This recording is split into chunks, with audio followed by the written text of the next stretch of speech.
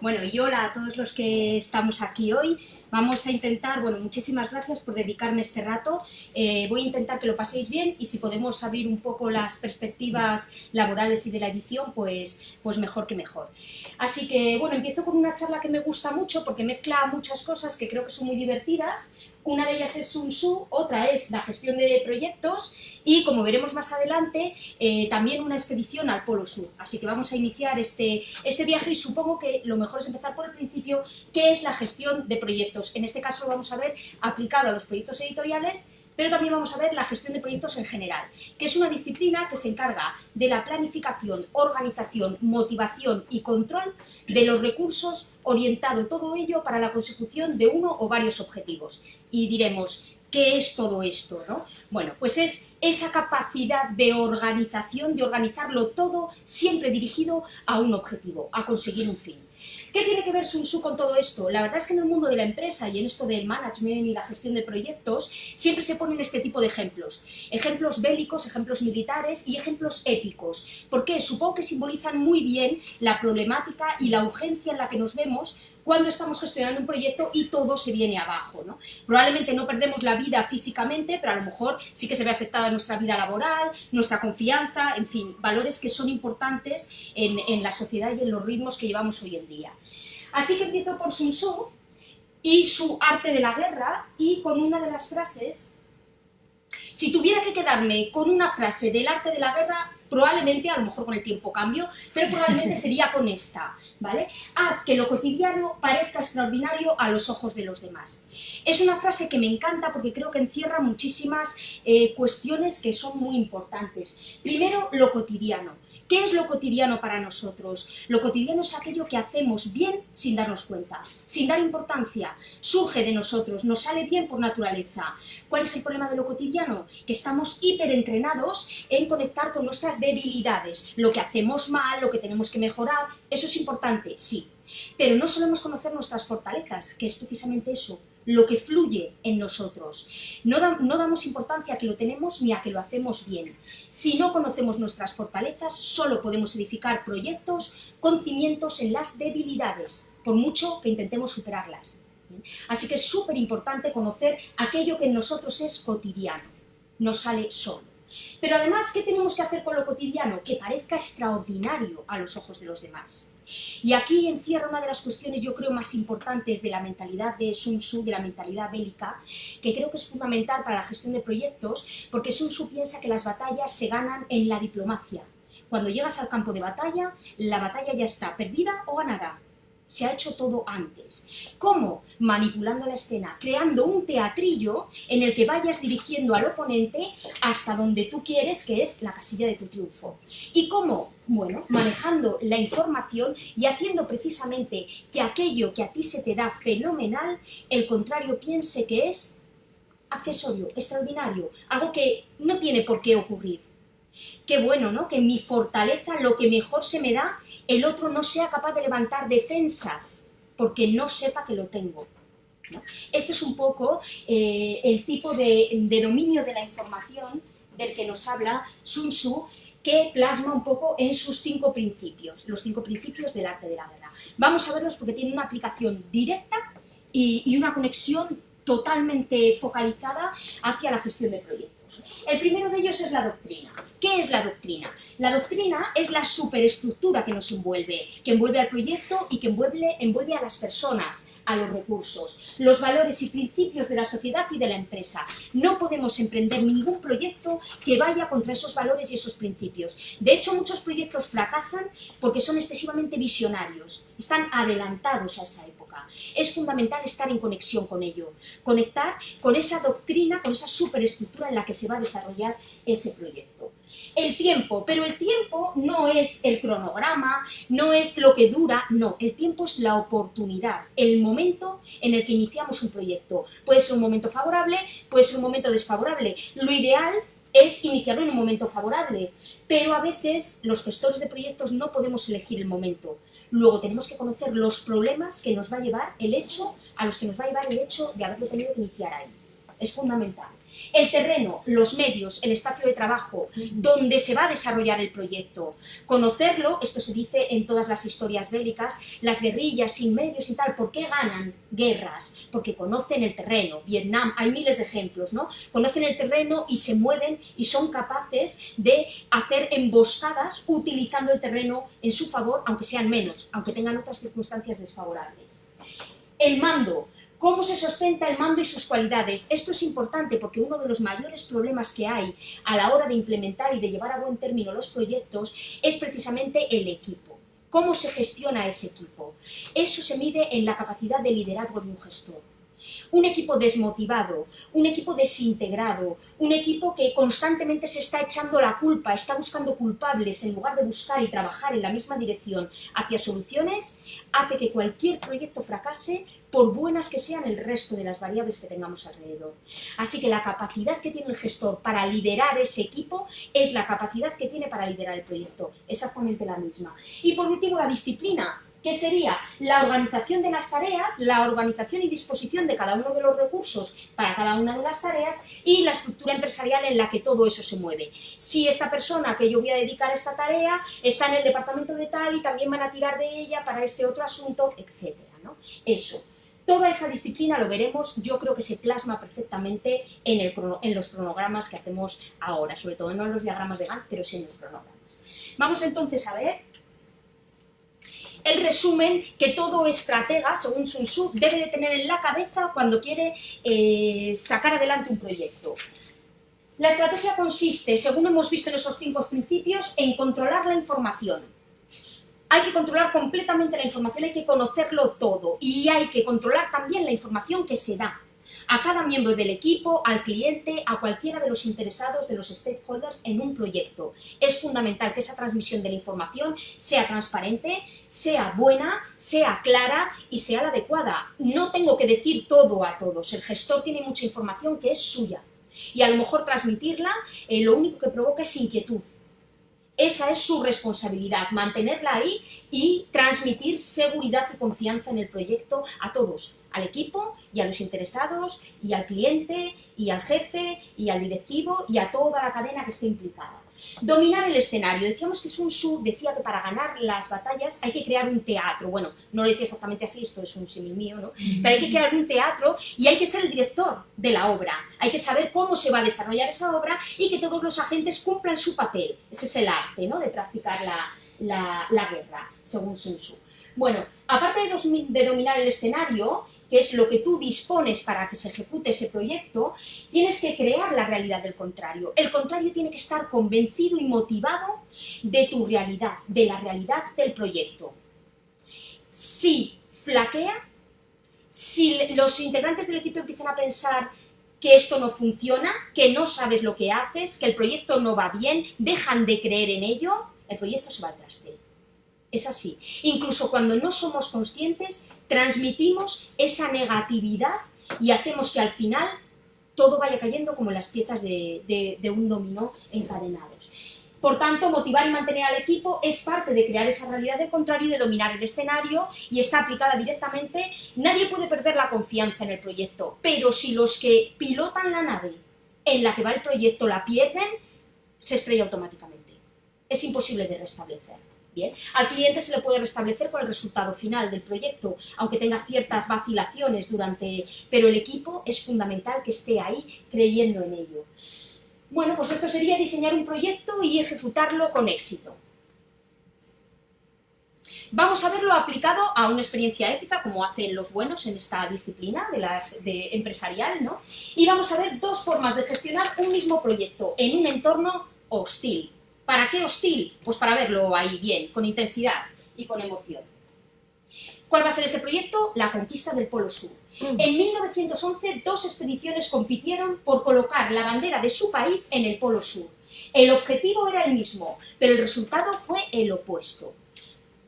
Una, la expedición Terranova, capitaneada por Robert Falcon Scott. La otra, la expedición Amundsen, liderada por Roald Amundsen. Una inglesa, otra noruega.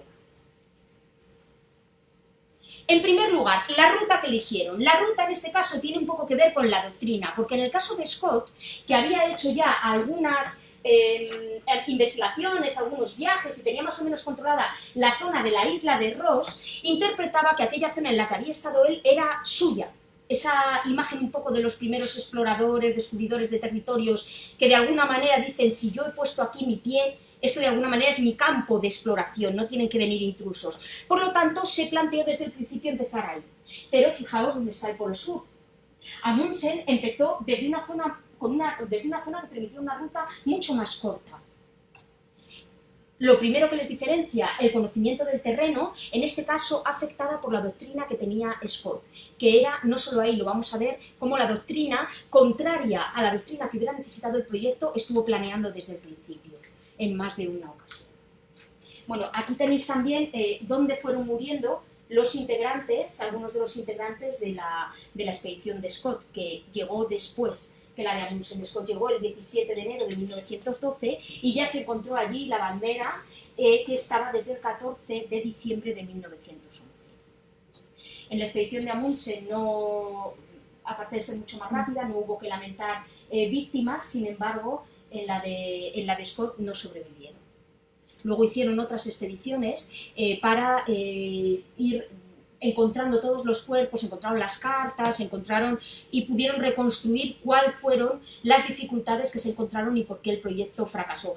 Tuvo un gran impacto en Inglaterra esto, y el fracaso de Scott, precisamente porque Scott empapó su expedición de esa doctrina, del triunfo del descubrimiento por parte de Inglaterra, del apoyo real, de la corona, del apoyo del patrocinio de empresas pioneras y grandes empresas del Reino Unido, y toda la sociedad participó un poco de esa doctrina cuando en realidad no dominábamos la tecnología como para estar en el Polo Sur durante ese tiempo y con esas implicaciones. Vamos a verlo un poquito más. Vamos a ver más diferencias, vamos a ver en el transporte. El transporte que eligió Scott y el transporte que eligió Amundsen. El barco primero era el Terranova, el de Scott, un barco ballenero. Se preocupó mucho de que entrara dentro del sistema de navíos de la Armada Británica. No se preocupó tanto a lo mejor de que fuera, aunque sí que era un barco que había navegado en otras expediciones, pero de que fuera bueno para superar la banquisa y no quedarse encallado en el hielo. Tenía un calado profundo y eso hacía que quedara ahí atrapado. Sin embargo, el barco que escogió Amundsen, el Fram, ya había estado en todas las expediciones en el Polo Norte, tenía un calado mucho más pequeño y dicen que se deslizaba perfectamente por la banquisa, ¿no? Tenía varios sistemas de protección de las hélices, estaba mucho más diseñado para navegar en hielo. El resto del transporte, una vez que llegaran a tierra firme o a hielo firme, bueno, pues fijaos cómo Scott llevó, aparte de perros, que sí que llevaba alguno, pero no confiaba demasiado en ellos porque no estaba familiarizado. ¿Con qué se mueve uno en la Inglaterra de principios del siglo XX? Pues el caballo. Pues ¿qué voy a llevar? En este caso ponis. Llevo ponis. ¿Qué les pasa a los ponis? Sudan. Se les congela el sudor. Pesan mucho más, las patas se hunden en el hielo. ¿Y qué comen los ponis? Pasto. Pienso, hay que llevar toda esa comida para los ponis. Esto fue un fracaso. Fijaos el equipo de Scott, fijaos el trineo, la cantidad de material que tienen que llevar para mover ese trineo y para dar de comer a los caballos, para mantener el equipo. Ahora vamos a ver también por qué la alimentación pesaba mucho más. Amundsen, en cambio, fijaos, esquís, trineos de perros. Bien, ¿qué les pasa a los perros? Los perros comen mucho menos que los ponis, pero además os puede resultar, no, están perfectamente adaptados al frío. De hecho es el medio que hizo Amundsen. ¿Estudió el medio en el que se movían en Inglaterra? No, estudió a los esquimales, estudió cómo se movían los pueblos que estaban y vivían en el entorno más parecido a donde él iba a ir. Doctrina, la doctrina que envolvía el proyecto. Los perros, aparte de estar mucho mejor adaptados, ¿qué comen los perros? Carne. En el peor de los casos, bueno, en la Antártida no creo, pero sí que pueden comerse a los perros. Ya sé que no es muy bonito, pero si tienes que sobrevivir, ellos pueden ser su propia comida. De hecho, por lo visto es frecuente que los perros de trineo se ataquen, ¿no? entre ellos. Y bueno, pero no tienes que llevar tanta comida como para los ponis, y además los ponis, bueno, sí, te los puedes comer en todo caso, pero ellos no pueden alimentarse ¿no? Tienes que llevar la comida expresamente para ellos. Bueno, vamos a ver más diferencias. El equipamiento, fijaos cómo iban adaptados al frío. En este lado de aquí, Scott, con ropas, lana, no sé si lana merina o pero lana, muy buen abrigo, sí, efectivamente, pero ¿cómo van los esquimales? ¿Con lana? No, con pieles. ¿Vale? ¿Qué ocurre cuando la lana se moja por la humedad o tal? Se congela, ¿no? La piel, no. Este es Amundsen con sus esquís, ¿vale? Y Scott pues con sus ropas. La comida, fijaos, las fotos promocionales que se les debe a las marcas que han patrocinado la expedición. ¿Qué llevaban para comer? Las baked beans, ¿no? Las alubias con el ketchup, ¿no?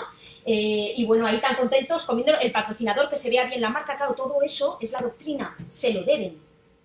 Pero claro, las latas, ¿cuánto pesan para transportarlas? ¿Y cómo cumples con todos los déficits calóricos y de nutrientes que puede haber en una expedición tan larga? Si no puedes llevar frutas, no puedes llevar verduras. ¿Qué hizo Amundsen? Pensó, ¿qué comen los esquimales?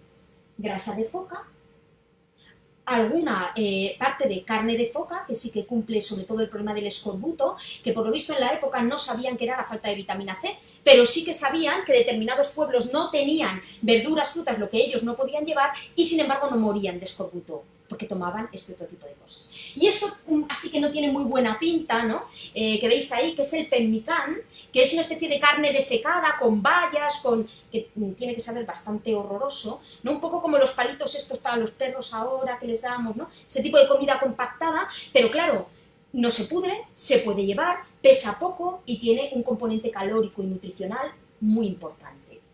Esa es la diferencia. Aquí están los perros con los esquís y aquí están los trineos de los que tenían que terminar tirando los hombres de Scott porque los ponis habían muerto. Los integrantes. ¿Cómo los eligieron cada uno de ellos? Bueno, pues aquí está el equipo de Scott, que llevaba, creo que 65 hombres. El equipo de Scott desde el principio estuvo mal integrado. Hubo problemas entre ellos, tenían tiempo ocioso, por lo visto el relato, bueno, también es un poco contradictorio en función de las cartas, pero no hubo una buena gestión del grupo y de reparto de tareas. Era también un grupo muy grande, ahí veis un poco cómo iban vestidos, y aquí veis un poco la caravana que suponía, tal y como lo había diseñado, el movimiento en ese entorno hostil de 30 grados bajo cero del proyecto de Scott. En este lado, bueno, los integrantes que eligió, yo creo que se ve muy bien, muchos eran militares, ¿vale? La mayoría eran militares, un poco, de hecho, la disciplina que impuso un poco fue militar, ¿no? entre el grupo, pero yo creo que el ejemplo se ve fenomenal en el cocinero. El cocinero que eligió Scott era eso, un cocinero, un buen cocinero, pero nunca había vivido en el hielo, nunca había vivido en el polo, nunca lo había pasado así de mal, no era un expedicionario. El cocinero que eligió Amundsen era un expedicionario, que además en las expediciones del Polo Norte había aprendido a cocinar algo. ¿Qué más da si tampoco tenía recetas de lujo? Daba un poco igual, ¿no? Las virtudes. Amundsen eligió a todos expertos esquiadores, expertos exploradores, incluso como médico no llevaba un médico, llevaba un experto explorador que había dado un curso de medicina, porque de todas maneras no llevaban quirófanos. Los primeros auxilios que necesitaran eran con las herramientas que tenían allí. Había que ser realistas, ¿no? Pero era gente totalmente adaptada al medio al que iban a vivir, que era lo más duro de todo, sobrevivir al medio. Bueno, estas son las tiendas que llevaban, ahí se ve un poquito mal detrás pues la estructura un poco más de gran carpa, ¿no? De tiendas mucho más montadas, que llevaba pues todo el equipo, y era mucho menos ágil que Amundsen y su equipo, que en un momento se calzaban los esquís, montaban la tienda, desmontaban y salían, que eran mucho más rápidos. Es ese estilo que se dice ahora de escalada alpino, ¿no? Con lo opuesto, iban prácticamente con lo opuesto, porque Amundsen sabía que lo fundamental en ese entorno era la rapidez. Si el tiempo se torcía, no había manera de sobrevivir allí, por mucho que quisieras llevar equipo que previera todas las dificultades o todos los problemas meteorológicos. Era imposible, por lo tanto había que ser rápido. De hecho, la expedición de Amundsen, solo, no recuerdo muy bien si 4 o 5 hombres, fueron los que directamente fueron al polo, pusieron la bandera y volvieron. Y fueron dejando por el camino la vuelta cada vez más rápida, los perros que sobraban, el alimento que se comían, Sí que hubo una parte científica en la expedición de Amundsen, pero fue la que se quedó en un campamento base. Sin embargo, la de Scott no. La intención científica estuvo presente en todos los que llegaban hasta el polo y en todos los que volvían, arrastrando todo el campamento, todos los materiales, todas las muestras que recogían, todo. Mucho más lentos, mucha menos capacidad de reacción. Dejaron depósitos de víveres, pero no pudieron encontrar a tiempo, antes de morir, algunos de esos depósitos. Bueno, subestimó probablemente el medio y las dificultades que ofrecía la Antártida, pues para guiarse, para orientarse y para cumplir los objetivos uno a uno. Era mucho mejor, vemos un modelo, ahora lo vamos a ver, más antiguo, más cerrado, más estático de Scott, y un modelo mucho más ágil, mucho más moderno en metodología y en estrategia, que era el de Amundsen, basado en esa rapidez de respuesta y de improvisación del equipo. Aquí veis, por ejemplo, este era el tipo de traslado, de material y de traslado que llevaban pues, los hombres de Amundsen, comparado con esa caravana. Bueno, pues ya hemos visto cómo se planteó un proyecto, cómo se planteó el otro, y ahora vamos a ver cómo vemos todo esto en la gestión de proyectos y, un poquito más adelante, en la gestión de proyectos editoriales. ¿Qué es un proyecto? Pues un proyecto es, igual que estas expediciones, un proceso temporal acometido con una finalidad, con un resultado determinado y que está limitado por el tiempo. Es único, el objetivo que persigue es único. No es una tarea repetitiva. Hacer la mejor pizza del mundo puede ser un proyecto. Hacer pizzas no es un proyecto. ¿Bien? Es implementar un procedimiento para llegar a un objetivo único, el primero y único de su especie. Luego ya las repeticiones de tareas, eso ya forma parte del proceso productivo. Así que la expedición al Polo Sur era un proyecto, era único y limitado en el tiempo. ¿Bien? Todo proyecto se compone de una serie de fases, 5, y cada una de las fases tiene dentro otras más pequeñas que reproducen ese mismo esquema. Hay un inicio, hay una planificación, una ejecución. Durante esa planificación y ejecución tenemos el seguimiento y control, evaluación continua, como en el cole, ¿eh? de cómo se va implementando ese proceso, y finalmente un cierre. Esa es la base de la ejecución de las tareas de un proyecto. ¿Qué condiciona entonces un proyecto? Bueno, de hecho se dice que la gestión de proyectos es la ciencia de las restricciones, porque siempre trabajas con un montón de restricciones o condicionantes. Así que, ¿qué condiciona un proyecto? Bueno, pues los 5 principios de Sun Tzu nos vienen al pelo. La organización empresarial o la superestructura que rodea a ese proyecto, ¿no? Donde va a tener lugar ese proyecto, la doctrina. El calendario, el tiempo, digo, no el tiempo de duración, no el tiempo que yo preveo para acometer la tarea, sino el momento en el que lo empiezo. No es igual empezar un proyecto de 3 meses justo antes de las vacaciones de Navidad, que tienes ahí un montón de vacaciones, que empezarlo en febrero o en marzo o en... Bien, el calendario en ese sentido importa. Los recursos, ese terreno que tengo, ahí sería tanto el terreno físico como también los recursos materiales con los que cuento y que están en ese terreno, que podrían ser pues, las montañas, los acantilados, ¿no? El equivalente un poco en la naturaleza. La gestión de grupos, que es el mando, el liderazgo, lo que hemos dicho, la cohesión y motivación del grupo, y el cronograma. En el cronograma se vuelca todo, el qué, la disciplina, el tiempo, la organización, todo.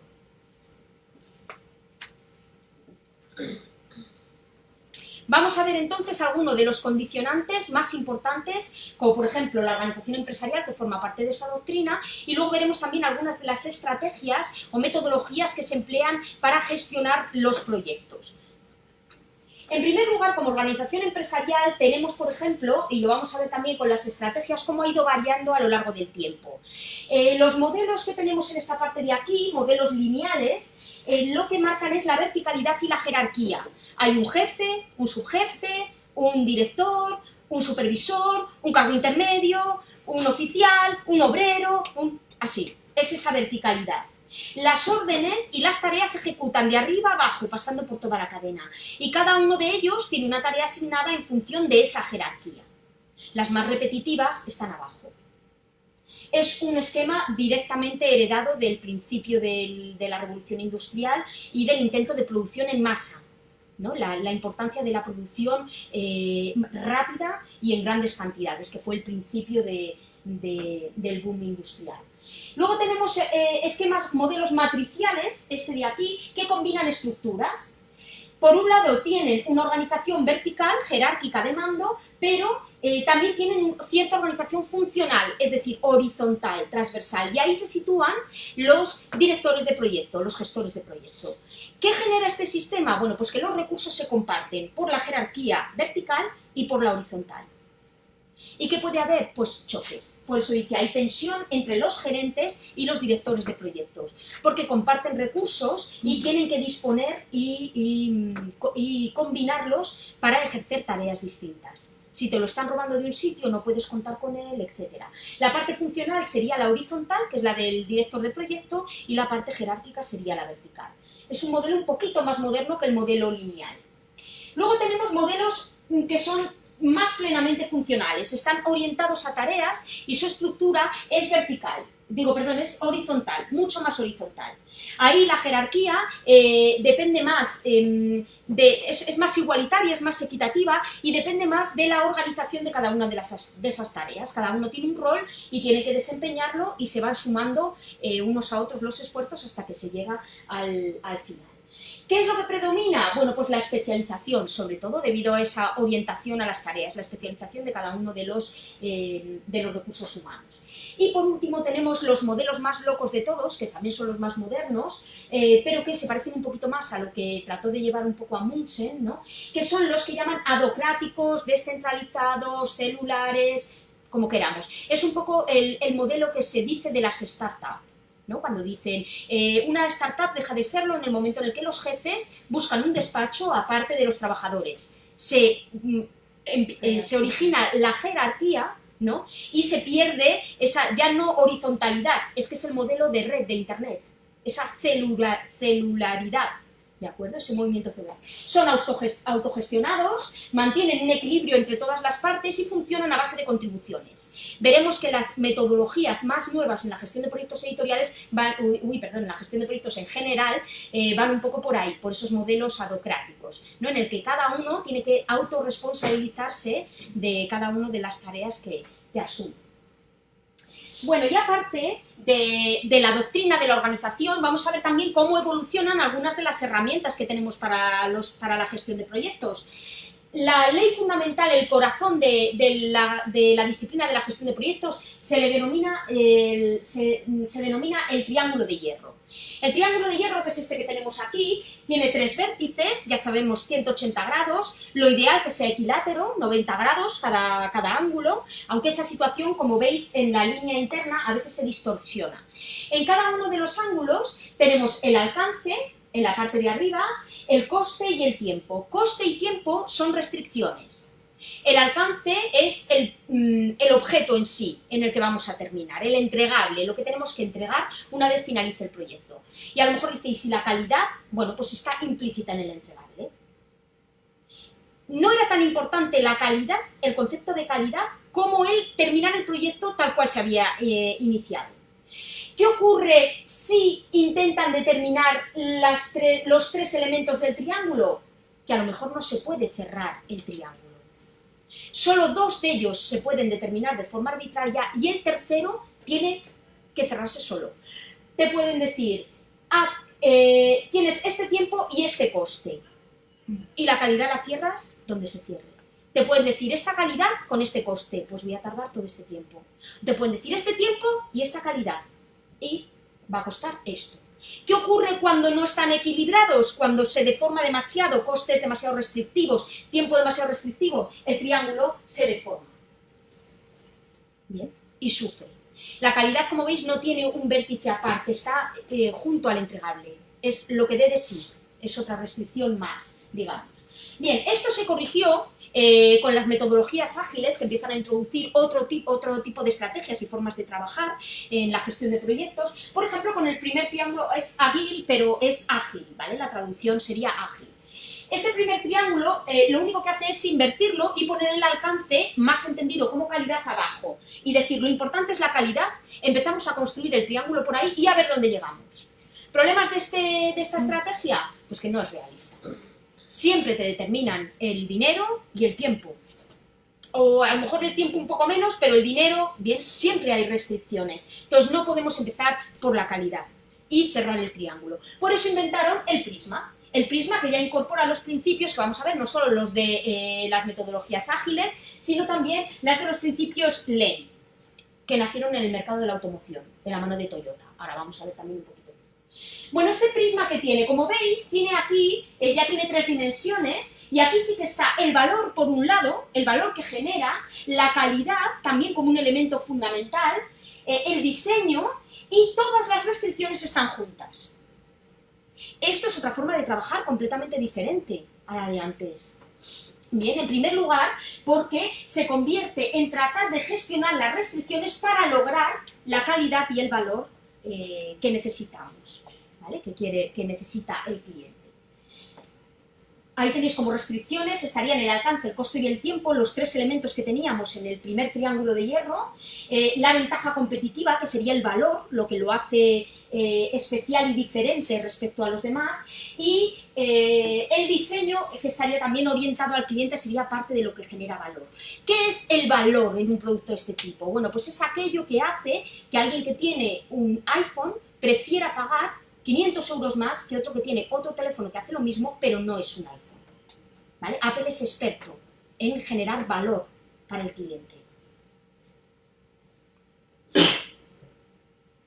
Otra de las herramientas que tenemos, el diagrama de Gantt, y esta sí que ha evolucionado. Aquí esto es una especie de cronograma, bien, el diagrama de Gantt primitivo, pues no incorporaba tantas variables como esta, eran más celditas y simplemente pues rellenar dónde se van cumpliendo cada una de las tareas. Este es un poco más completo, pero como veis el diagrama de Gantt en realidad en lo que consiste es en distribuir en el tiempo cada una de las tareas y chequear que se van cerrando y realizando.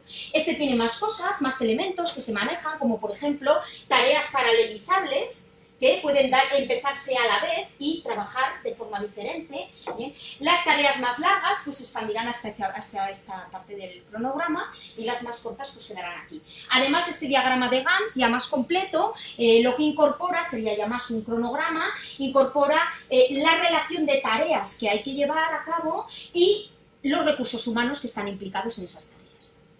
¿Vale? Los ilustradores, los maquetadores, los autores, los gestores de proyecto, todo aplicado a un proyecto editorial.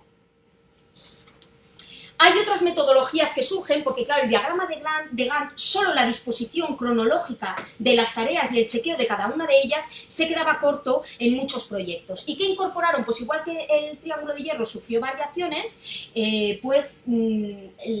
estas otras estrategias, métodos, también lo sufrieron. Por ejemplo, la ruta crítica y la cadena crítica. ¿Qué es la ruta crítica? Bueno, pues la ruta crítica es la ruta más larga en un proyecto. La ruta más larga en un proyecto tiene que tener la duración de todo el proyecto. Eso quiere decir que si la ruta crítica se retrasa el proyecto. No hay más oportunidades. Por eso hay que atender especialmente a ella. Es la ruta vertebradora de todo el proyecto y donde confluyen el resto de las tareas, el resto de las rutas, para ir sumando hasta conseguir el objeto final, el producto. Si vemos aquí, por ejemplo, en el diagrama de PERT, que es una manera de representar la ruta y la cadena crítica, ¿vale? Veremos cómo la ruta más larga es esta de aquí.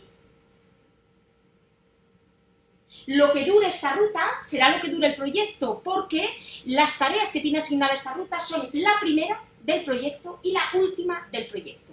Por eso es la ruta más larga. Estas otras rutas esta es un poco más corta, esta es un poco más corta y esta es más corta todavía. ¿Veis la cantidad de tareas que tiene cada una de ellas asignada? Estos números que veis aquí no son más que el tiempo que ocupa cada ruta. Con la ruta, bueno, en el diagrama de PERT lo que representamos es el tiempo primero en el que puede empezar una tarea, el tiempo último en el que puede empezar, el más tardío, y el tiempo más temprano de término y el tiempo más tardío de término. Son los 4 valores, es decir, lo que menos podría tardar y lo que, vamos, el tiempo de duración es el mismo, pero lo que concluiría antes y hasta dónde se puede extender. Estas rutas que son más cortas tienen lo que llamamos holgura. ¿Por qué? Pues porque pueden demorarse en esta línea pueden demorarse un tiempo, por eso, como veis aquí, 24, 24, estos tiempos son iguales, 26, 26, 10, 10, 24, 24, todos estos serán iguales siempre en la ruta crítica. No se puede retrasar, no hay holgura. Sin embargo, aquí sí que hay holgura, ¿vale? 5, 7, aquí ya no porque tiene que coincidir con la ruta crítica, ya entra ahí. 8, 10, esta también tiene holgura y esta de aquí también tiene holgura. Pueden retrasarse sin que se retrase el proyecto. ¿Bien? Pero hay otro problema más. ¿Qué pasa si no contemplamos aquí los recursos, las personas implicadas? Puede ser que dos tareas las lleve a cabo la misma persona. Si está ocupada en una, no puede hacer la otra. Entonces, a lo mejor resulta que la ruta crítica de ese proyecto no es la que parece más larga, es la que por los recursos me obliga a hacerla más larga. Eso es la cadena crítica. La ruta que está sometida, el conjunto de tareas, la ruta de tareas que está sometida al mayor estrés, porque tiene un solo recurso. Esto es porque evidentemente se dieron cuenta de que no solo era un problema de tiempo. La ruta crítica contemplaba el tiempo que se tardaba, pero no solo depende de eso. Si metes más recursos, el tiempo disminuye, aunque aumentan los costes. Bien. Bueno, siempre para hacer un diagrama de PERT hay previamente una tabla de actividades donde establecemos la actividad, su predecesora, que es la que va haciendo esa cadena, toda esa ruta, ese encadenamiento de tareas, y la duración que tiene que tener cada una de ellas.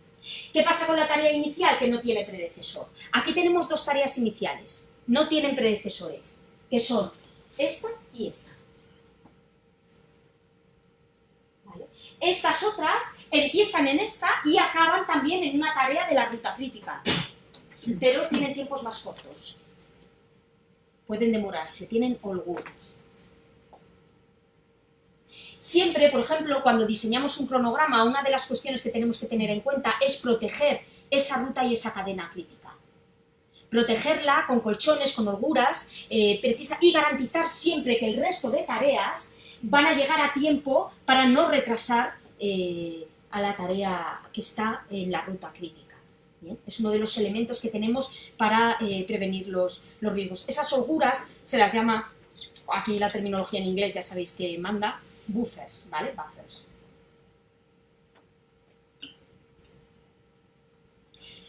Bueno, hasta aquí hemos visto un poco cómo evolucionan algunas estrategias y algunas metodologías para, sobre todo, planificar y supervisar esos proyectos, y también hemos visto cómo ha cambiado la doctrina, la organización empresarial.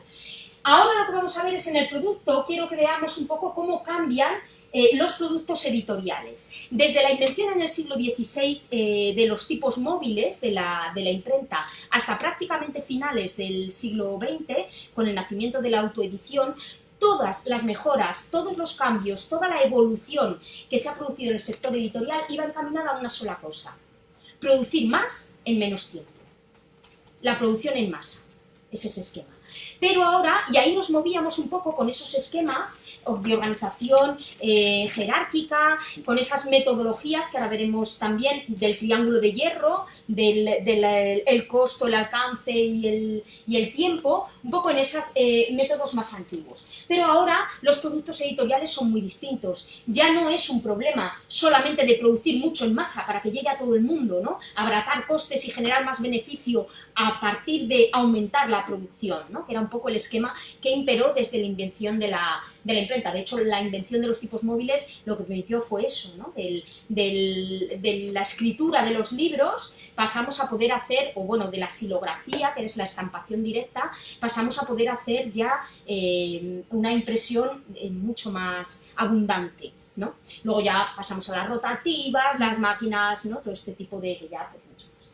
Bueno, ¿qué tenemos? Bueno, pues tenemos productos como este de aquí que tienen relieve, que son troquelados, ¿vale? Que son libros pop-up, textos que se abren y que tienen. Pero también tenemos, por ejemplo, los libros electrónicos, ¿vale? Los EPUB o los Movipocket de maquetación fluida, ¿bien?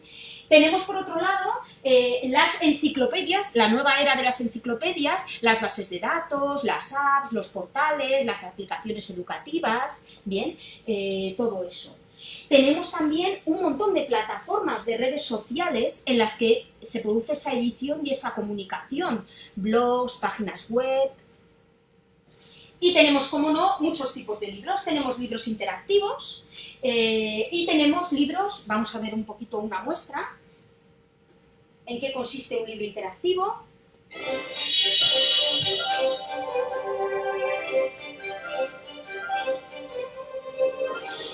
Once upon a time, there was a young boy named Jack who lived with his mother in a humble cottage.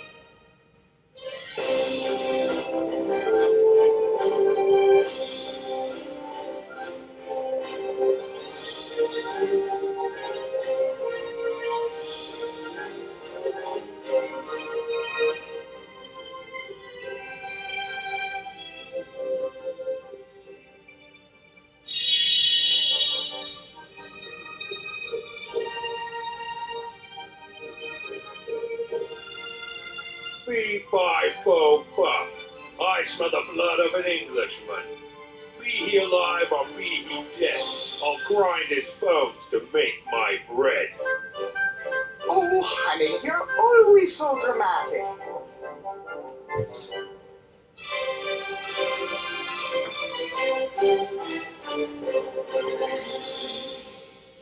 Los libros interactivos tienen un poquito de aventura gráfica, está limitado, no es exactamente a lo mejor un elige tu propia aventura, pero sí que tienen algunas características de este tipo, de manera que el espectador puede descubrir, el lector puede descubrir diferentes elementos en el libro y a lo mejor pues la segunda vez que lo lee descubre otro nuevo, ¿no? Pero permite esa interactividad. La verdad es que el concepto de libro, al fusionarse con la tecnología y con lo digital, ha variado muchísimo, ¿no? Y incorpora, hay otro tipo de libros que sí, a lo mejor están más cerca de lo que era Elige tu propia aventura. Yo recuerdo las de Elige tu propia aventura de Tim Mas, que eran como un paso más que las normales, ¿no? Se jugaban con dados. Tenían una ficha al principio y tú tirabas dados. Entonces no era solo un, si consigues vencer al ogro, pasa a la página tal.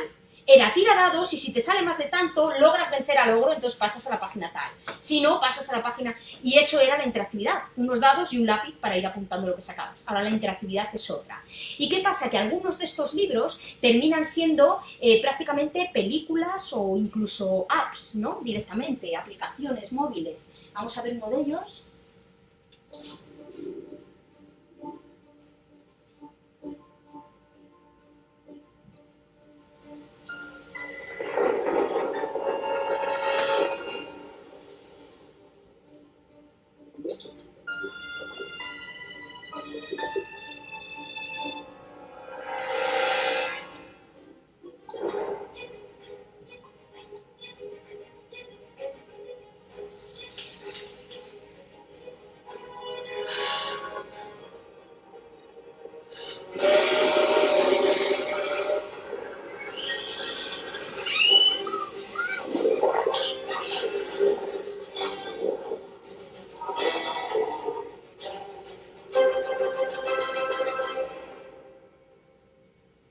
Bueno, en este caso casi parece una película de miedo, ¿no?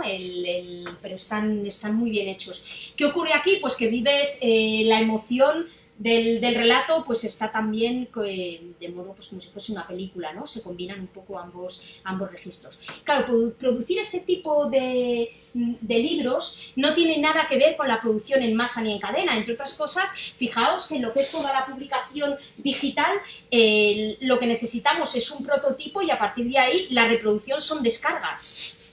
No es igual que cuando hacemos libros impresos en los que diseñamos un prototipo, que es un PDF para imprenta, y luego viene todo lo demás, que es toda la impresión, ¿no? Tanto si la haces en tiradas grandes, en offset, como si haces tiradas pequeñas digital, o como si haces impresión bajo demanda, ¿no? Pero hay otra frase que es esa reproducción, pero en realidad todo el trabajo en los libros digitales termina en ese prototipo que ya directamente pues colocas en las páginas para la compra y la descarga. Entonces, la mentalidad del tipo de producto ha cambiado tremendamente, pero ¿ha cambiado nuestra forma de trabajar en los proyectos editoriales? Pues muchas veces no.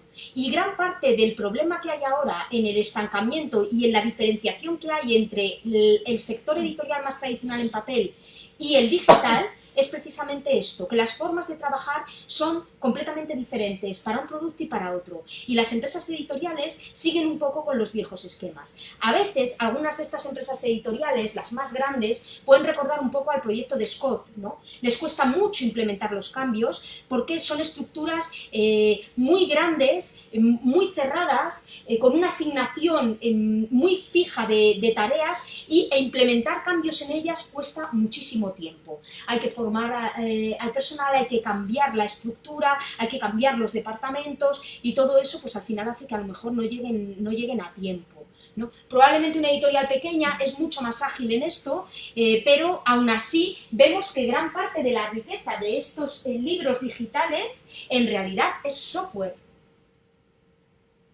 Luego habrá que fijarse en cómo trabajan las empresas de software para poder hacer este tipo de libros. ¿Qué es lo que ocurre aquí?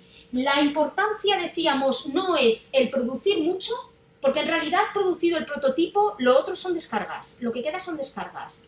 Entonces, ¿qué es lo que importa aquí? Aquí sí que tiene importancia el valor. La razón por la que alguien va a comprar tu libro electrónico. Esa es la verdadera razón, lo que genera valor en el cliente. Vamos a ver los viejos esquemas del taller y cronómetro, la importancia de la producción y de la productividad, ¿vale? Y vamos a vincularlo con la forma de trabajar tradicional de las editoriales de papel, ¿no? Bueno, aquí vemos un taller que se puede parecer perfectamente a una sala de máquinas de una imprenta, ¿no? Cada operario tiene su función, el libro va pasando por una serie de máquinas y se va produciendo. ¿Qué es lo que impera en estos modelos? Pues desde luego la uniformidad, porque cuanto mayor uniformidad haya en los productos, más grande es la tirada en menos tiempo. Si tengo que parar, esto se ve muy bien, por ejemplo, en las máquinas rotativas, por ejemplo, los folletos de los supermercados, este tipo de publicidad que va en esas páginas estucadas con muchos colores, se producen rotativas. Las rotativas son máquinas que trabajan con grandes bobinas de papel.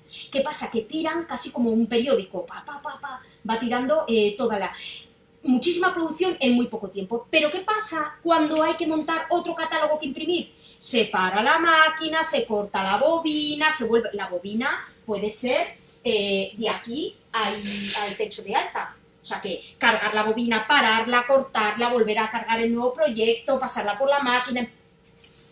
Uniformidad.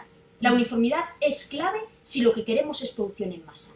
Lo hemos vivido a menudo, ¿no? Esta circunstancia en nuestra vida hasta ahora.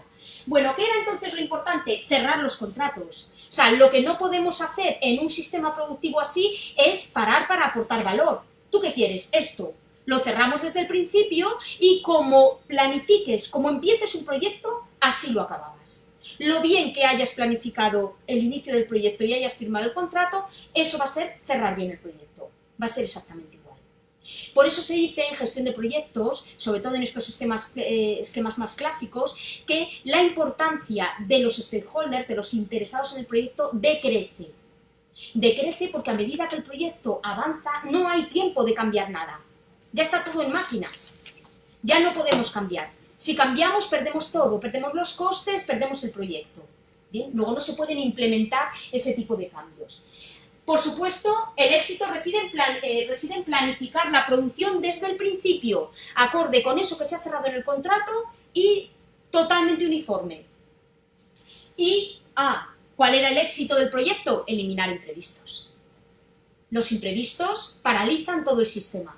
Y si el sistema se paraliza, se hunde el beneficio. Porque el beneficio está en sacar un poco de muchos. Si no consigues hacer todos esos, se va. No puedes soportar los costes. Siempre fijaos, por eso decimos en las tiradas en papel, siempre los costes fijos del libro, que son aquellos que no influyen en la tirada, que son iguales, haga 1000 o haga 3000, esos costes fijos siempre salen más rentables cuanto más alta es la tirada, porque se reparten entre más libros. Aparte también los costes variables, que son los que sí dependen de la tirada que haga, evidentemente es más barato imprimir 100, sale más barato por libro imprimir 100 que imprimir 50. siempre sale un poco más barato. No se incrementa en la misma proporción el número que el precio, siempre te sale un poquito más barato imprimir más, ¿no? Pero lo fundamental es que esos costes fijos los vas a repartir. Entonces, ¿qué pasa con estos libros con imágenes, con mucha carga gráfica, con muchos colores, con un papel estucado? Pues tú haces tiradas de 3000 o no hay manera de sacarlos a flote, porque tienes que repartir todos esos costes fijos e incluso los variables, los de la tirada, entre todos los ejemplares. Vale. Bueno, en un esquema como esto, todo esto, cumplir todos estos esquemas, garantizaba el aumento del beneficio. ¿Y qué querían las empresas? Beneficio. Luego, ¿qué hacían? Pues profundizar en técnicas que perpetuaran y estancaran perfectamente todos estos principios. Pero claro, aquí el cliente importa al principio, cuando firma, ya no vuelve a importar. Cuando nos hemos saturado de productos, cuando toda la sociedad está saturada de productos y ya puedes adquirir lo que quieras, donde quieras, porque no hay escasez, resulta que las cosas ya no valen nada. Porque lo que buscamos, una vez superada esa etapa de escasez, es valor. Y este sistema no lo puede dar. ¿Qué pasa con las metodologías ágiles? Bueno, las metodologías ágiles irrumpen en todo este panorama y sobre todo desde el Manifiesto Ágil de 2001 de la mano del software. Por eso decía, a lo mejor lo que tenemos que hacer es mirar un poco cómo trabajan las empresas de software. La organización es completamente distinta porque, claro, el software no se basa en esos estándares de producción en masa, ni basan el beneficio en producir muchísimos ejemplares. Es diferente, el software tiene que funcionar, tiene que permitir gestionar los riesgos que pueda tener una cadena de producción, los ordenadores que están programados, tiene que permitir cada vez pues, la incorporación de nuevas tecnologías, como puede ser ahora, por ejemplo, los robots que colaboran, los que no son agresivos. Hay robots en las cadenas de producción que tienen un área de seguridad porque no se puede acercar el operario a ninguno de ellos. Trabajan muy rápido y no garantizan la seguridad, por lo tanto no se puede, hay un área que es el área de seguridad del robot. Pero luego hay otro tipo de robots, los colaborativos, los que, bueno, sobre todo en el sector servicios que hemos visto en los documentales, ¿no? Que ya por Japón y por Corea hay alguno que hablan contigo, que te traen algo, que esos pueden estar a tu lado sin hacerte daño, ¿no? Bien, pues todo eso el software crece muy rápido, toda esa tecnología crece muy rápido y lo tiene que incorporar de alguna manera. Luego su sistema es completamente distinto. Las dos ideas básicas son, por un lado, la cadena de valor, que fue enunciada en 1985 y que empezó, junto un poco también con los principios Lean que vemos aquí, enunciados por Taiichi Ohno, empezaron un poco a trabajar esa otra idea de lo importante es el cliente, lo importante es el valor, lo importante es que lo que nos hace diferentes, la ventaja competitiva. Los principios Lean lo que hacen es tratar de optimizar una serie de máximas para garantizar esa cadena de valor y esa ventaja competitiva. Se resumen, fueron enumerados por Taiichi Ohno, que fue, bueno, primero trabajador de Toyota, luego directivo de Toyota, nacido en 1912 y muerto en 1990, y se resumen en una máxima fundamental de toda la filosofía Lean, que es más es menos. Lo habréis oído muchas veces, ¿no? Esto es importante, por ejemplo, en la comunicación. Un solo mensaje, claro, mucho mejor que muchos mensajes confusos, ¿no? Más es menos. Dar menos a veces es dar más, porque das un producto mejor. ¿Y cuáles eran las máximas con las que trato de optimizar todo esto? Pues, por ejemplo, de garantizar todo esto, pues, por ejemplo, optimizar el todo. Es decir, mirar todo el proceso y no cada una de las etapas. Verlo como algo orgánico, como algo vivo en sí mismo y en todo su conjunto. Integrar la calidad desde el principio, la calidad como un valor orientado al cliente, ¿no? Y esa calidad que estuviera presente desde el principio en cada una de las etapas. Un control de calidad de cada uno de los pequeños entregables que supone el cierre de cada una de las fases de un proyecto. La creación es igual a las necesidades del cliente, la creación es continua, lo que el cliente necesite es lo mismo. No paramos de crear si él no para de necesitar. Reaccionar rápido es fundamental. Hay que ser rápido para incorporar las necesidades del cliente, para superar los imprevistos, para superar los pequeños déficits de calidad o los resultados de cada una de las fases. La mejora continua, que está muy relacionado también con esa capacidad de reaccionar rápido y, sobre todo, cuidar al equipo de trabajo, que es parte de la base. Aquí enlazamos con Sun Tzu y esa filosofía un poco oriental, ¿no? Después de la vorágine de la revolución industrial, volvemos a enlazar un poco con los orígenes de la importancia del valor humano en la calidad, de momento, hasta que las máquinas nos ganen también esta batalla, que me imagino que la ganarán, ¿no? La ciencia ficción así lo dice, y normalmente la ciencia ficción no se equivoca, tarda un tiempo, pero no se equivoca, ¿no? Bueno, uno de los ejemplos, para que veáis lo de optimizar el todo, el menos es más, todo esto es, por ejemplo, una de las cosas que eliminó Taiichi Ohno de Toyota, de las cadenas de producción de Toyota, fueron las puertas de los armarios. Se dio cuenta de la cantidad de tiempo que perdían los operarios en abrir y cerrar puertas para sacar los elementos que necesitaban para incorporar a la cadena. ¿Por qué tiene que haber puertas? ¿Se necesitan? No. Eliminar lo superfluo. Eso es la filosofía Lean.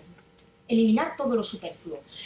Cuando hablamos, por ejemplo, en cocina del triángulo de trabajo, ¿no? O, por ejemplo, en una cafetería, cuando vemos que para poner un café un empleado tiene que ir aquí, aquí, aquí y aquí, y cruzarse la barra de lado a lado para poner un café, está perdiendo tiempo. Y probablemente también se está cansando. Además hay más riesgo de error, de que se caigan cosas, de que se derrame por el camino. Bien, esa distribución más sencilla y más pensada para la ergonomía y para el bienestar del trabajador. Evidentemente también repercute, pues, en la calidad del proyecto, del producto y del servicio. Y luego tenemos el Manifiesto Ágil de 2001, que ya es lo último, que ya sí que nace del mundo del software, como hemos dicho, y que divide sobre todo, en la parte que tenemos un poco en negro, que da sobre todo importancia en la elaboración de las tareas y de las fases del proyecto a los individuos y sus iteraciones. Las iteraciones son cada uno de los hitos que se van marcando los individuos y que tienen que terminar.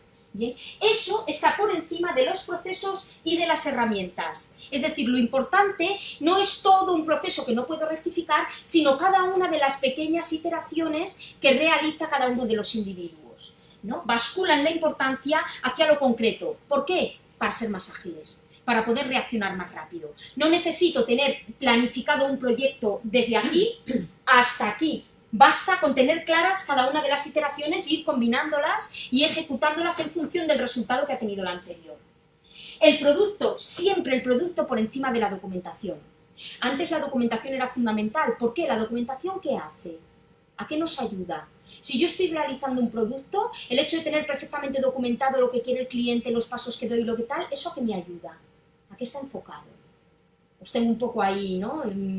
Os he bombardeado tanto que os tengo un poco ahí a justificarse, ¿no? A justificar cada uno de los pasos que he dado. Bueno, pues no es importante la justificación, ahora es importante lo que hagas, lo que consigas. ¿Qué más da la justificación? ¿La justificación para qué sirve? ¿Para buscar al culpable? ¿Quién hizo esto? ¿Tú? ¿Dónde están los registros? ¿A qué hora? ¿Te pusiste? ¿Cómo resultó? Para eso sirve. ¿Qué más da? Lo que necesitamos es esto, pues vamos a trabajar todos en esto. Te responsabilizas, ¿veis los modelos adocráticos más celulares? Te responsabilizas de tu tarea, lo comentas con el equipo, lo pones en común y todo el mundo reacciona a la siguiente fase, mejorando en cada una de ellas. Así que producto, siempre el producto por encima de la documentación. La colaboración con el cliente siempre estará por encima y será más importante que la negociación de un contrato, justo lo contrario. Antes cogías al cliente, le dorabas la píldora, mientras, tampoco quiero aquí, es por dar un poco de humor, ¿no? Mientras negociabas el contrato, pero luego ese contrato era inamovible y había toda una documentación que justificaba todo el proceso hasta que conseguías lo que había en el contrato.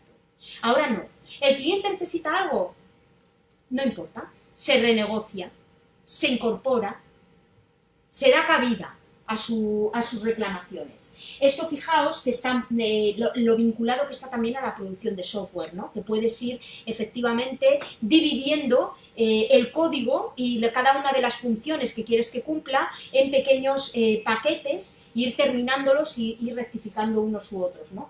Mucho más fácil que aplicar esto, por ejemplo, pues a la producción de los coches en una cadena tipo el Fordismo o el Taylorismo, ¿no? Ahora las cadenas de producción de coches ya también son diferentes, ¿no?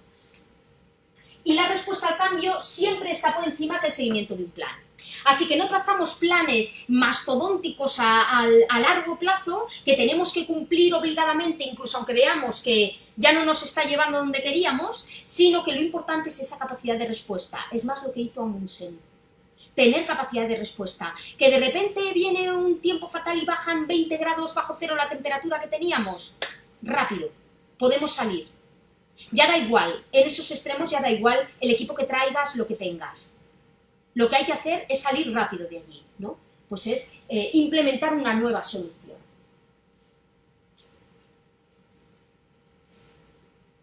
Bueno, y ya para terminar mi parte, y ya lo comentamos, vamos a hablar un poquito de dos esquemas, Scrum y Kanban, dos metodologías de trabajo. Scrum, la verdad es que es muy complicado, de hecho, cualquier manual de Scrum que leas dice, si no haces exactamente Scrum, no haces Scrum, ¿no? Pero es verdad que tiene muchos elementos que están incorporados en el manifiesto ágil, en la metodología Lean, y que puede venir muy bien para, aunque no hagas exactamente Scrum, ¿vale? Aunque no hagas Scrum, para incorporar a muchos ámbitos de trabajo. Efectivamente, todos estos sistemas, lo que tenemos que tener en cuenta, igual que hemos visto en la pantalla anterior, con en general todo ese planteamiento más ágil, más ligero, es que la doctrina tiene que estar de acuerdo con esto. No se puede trabajar así en una empresa jerárquica con un modelo como el que veíamos. Es imposible.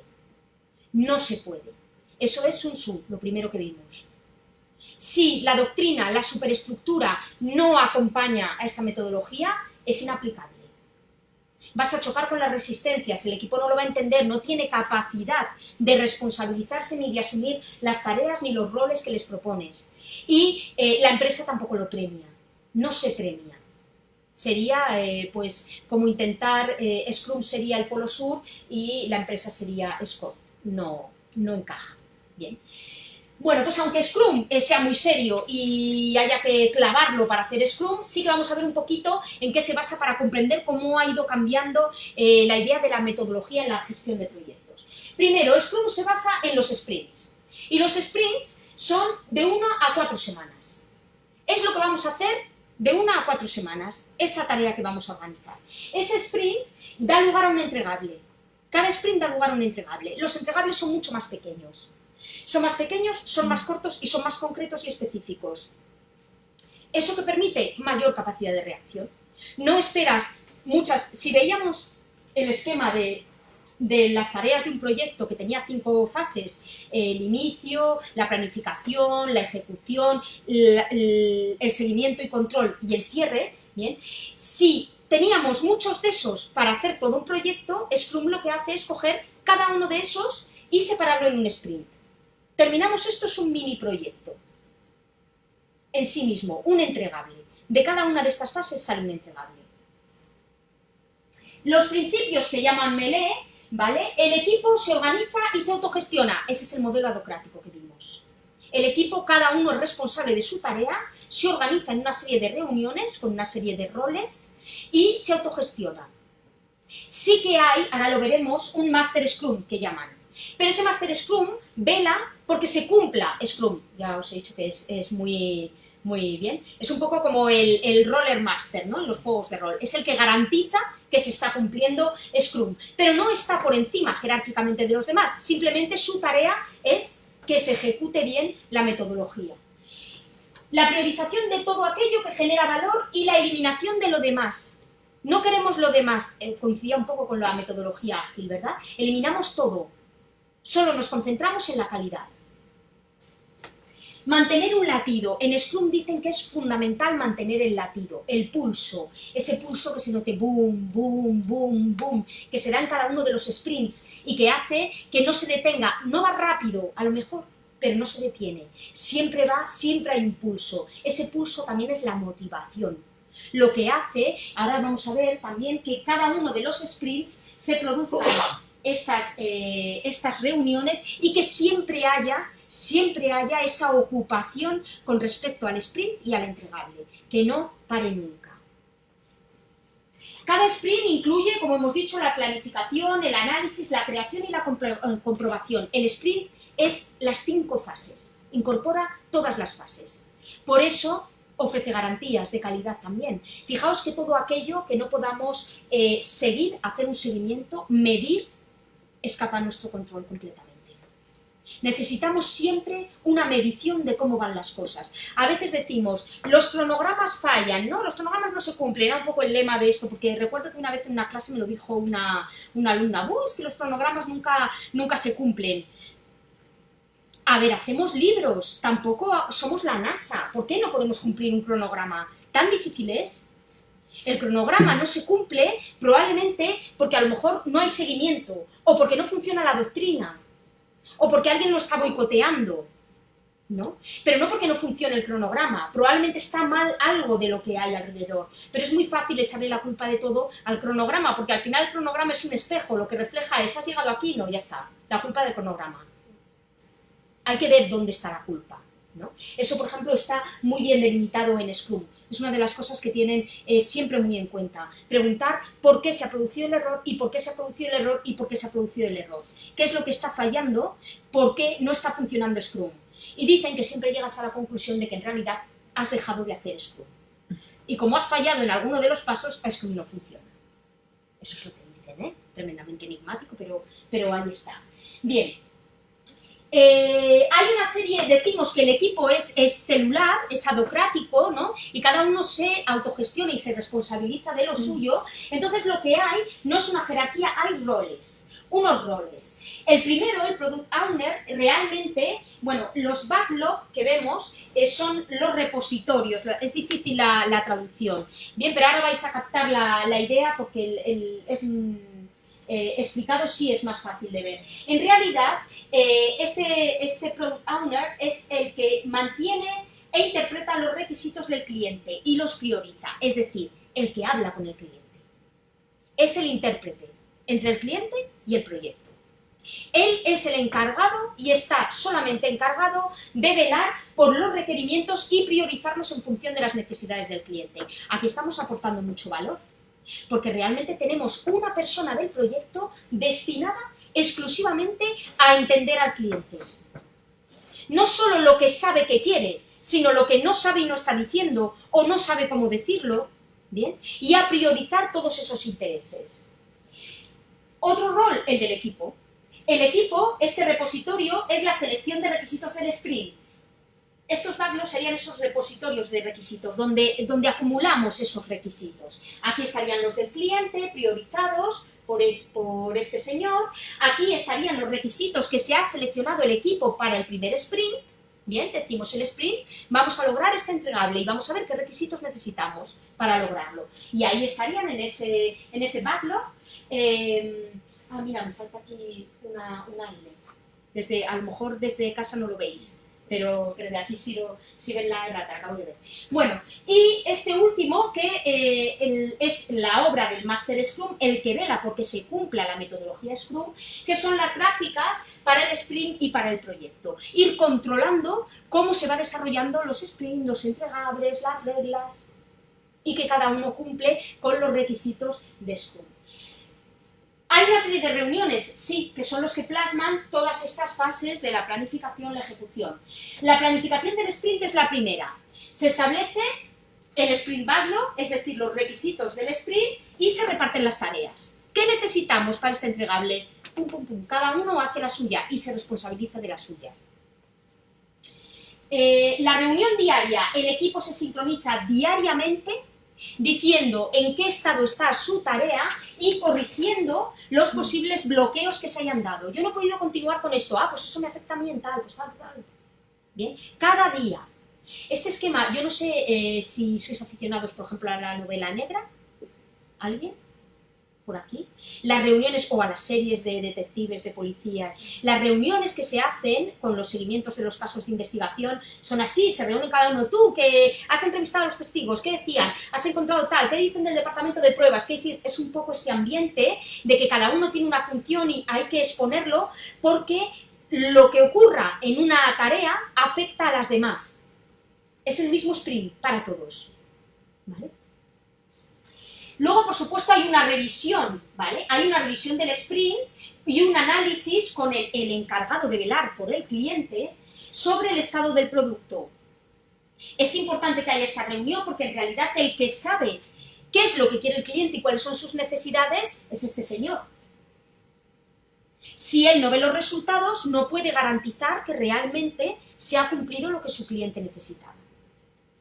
Y por último, la retrospectiva. Esto ya es todo el equipo, analiza cómo se está trabajando y si se puede mejorar. Es esa capacidad de reacción y de tener siempre la calidad por encima de todo en cada una de las etapas.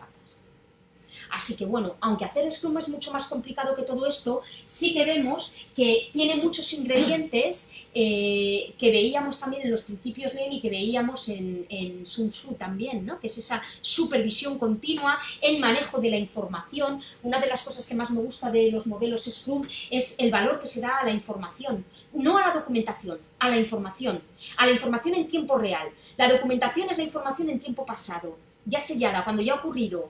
Hago un informe, lo pongo y lo documento.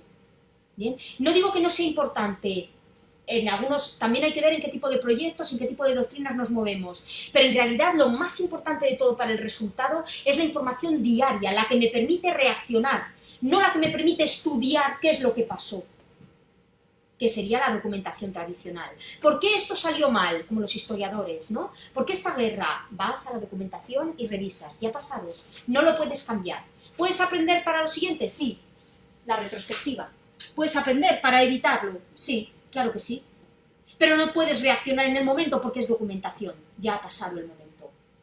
La información es diferente, es actualidad. Y bueno, vamos a ver el último ejemplo, que es Kanban.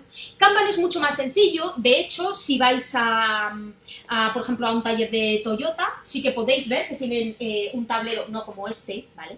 Pero muy similar.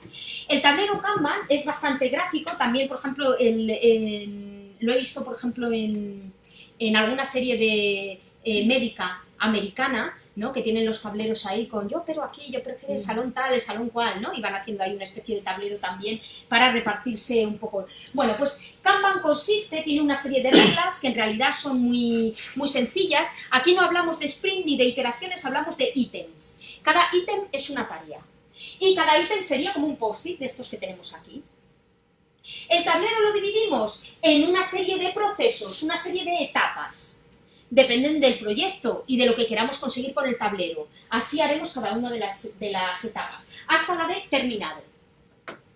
Se supone que un ítem tiene que empezar en el tablero aquí, tiene que ir pasando por cada una de las fases, ir completándose y ir moviéndose hacia la derecha hasta que llegue al panel de terminado. Una vez que hemos dividido todas las tareas que componen un proyecto en esos ítems y les hemos asignado una tarjetita, queda pendiente limitar lo que se llama el work in progress, limitar el tiempo, la cantidad de ítems que hay en cada uno de los sectores del tablero. ¿Por qué? Para evitar colapsos. Si no se ha dado salida todavía a lo que hay aquí, ¿vale? Por ejemplo, en curso hecho, y esto está lleno, no pueden pasar hasta un límite que yo tengo que fijar, no pueden pasar más tareas desde el primer sector del panel, para evitar ahí la aglomeración. Tendrían que detenerse ahí y esperar. ¿Qué hace entonces el equipo? Liberar esto. ¿Para qué? El trabajo siga su curso. Así que esto también ayuda a priorizar la importancia de las tareas que hay que acometer en el día a día. Si tengo esto lleno, la tarea de hoy es vaciar esto, para que siga fluyendo. No me voy a poner a llenar este tablero porque es que no va a fluir, con lo cual no van a pasar las tarjetas más allá. Y luego hay que fijar un tiempo de recorrido de cada uno de los ítems, un tiempo que tiene que durar, porque no se puede eternizar un ítem en una casilla concreta, sino que tiene Pero con esas reglas tan básicas y tan sencillas, mucho más sencillas que Scrum, se supone, ¿cuál es la ventaja de los tableros Kanban, de las tarjetas visuales? Que todo el equipo lo ve de forma inmediata. Esto también se ve mucho en las series de misterio, que tienen colocado cómo van pasando este sospechoso hacia el tal, ¿no? Lo tienen en diferentes tableros y se van. Son formas de organizar. Esta en concreto es para que todo el mundo pueda apreciar la carga de trabajo que hay y cómo tienen que dar salida a cada una de ellas. Es verdad que en los proyectos editoriales, algunas de estas como Kanban y como Scrum, bueno, Scrum probablemente, bueno, a lo mejor no es imposible implementarlo, pero ahora mismo no hay tampoco empresas editoriales probablemente que tengan la doctrina tan acorde con ese tipo de trabajo. Es más, aunque es posible que en los libros electrónicos sí que haya incipientemente alguna y las habrá en el futuro, ¿vale? Pero de todas ellas sí que podemos sacar algo. Y una de las cosas que podemos sacar, por ejemplo, es a la hora de elaborar el cronograma, es esa mentalidad de seguimiento.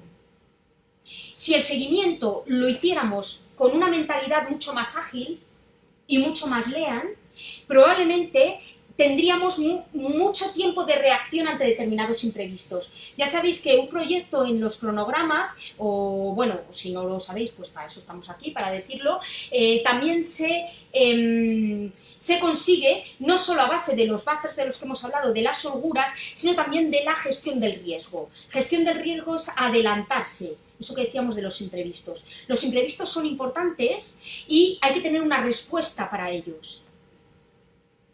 Eso también es fundamental en la protección del cronograma.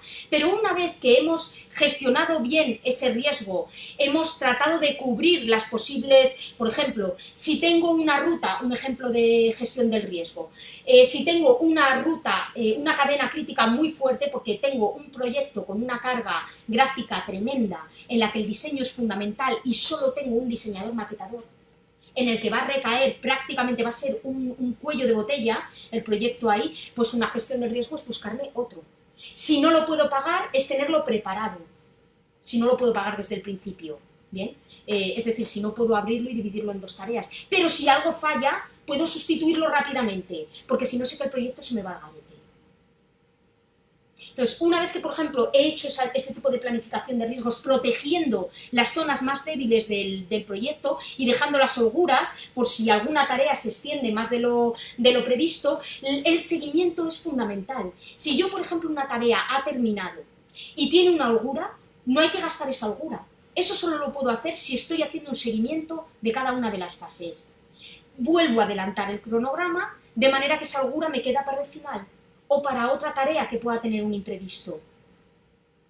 Pero voy rehaciendo el cronograma, un poco en esta mentalidad, conforme voy agotando las tareas y voy superando cada una de las dificultades.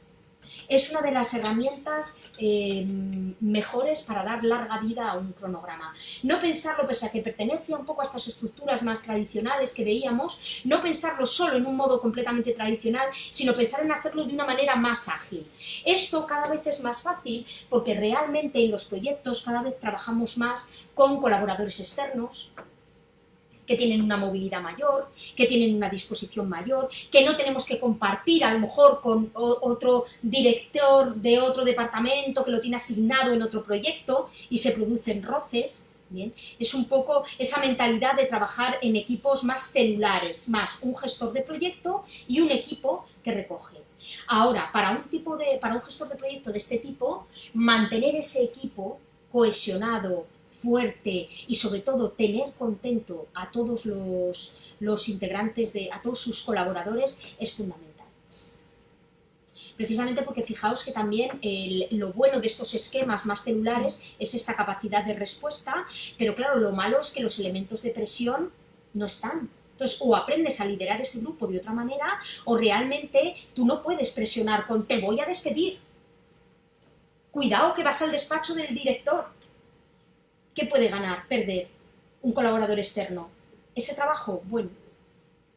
La estructura jerárquica lo bueno que tenía era garantizar ese sometimiento, digamos, a la disciplina. Pero en estos otros modelos, en realidad es la responsabilidad del trabajador y la responsabilidad del gestor, porque siempre te pueden dejar. Si no están contentos te pueden dejar. Así que el modo de liderar ese equipo es completamente distinto.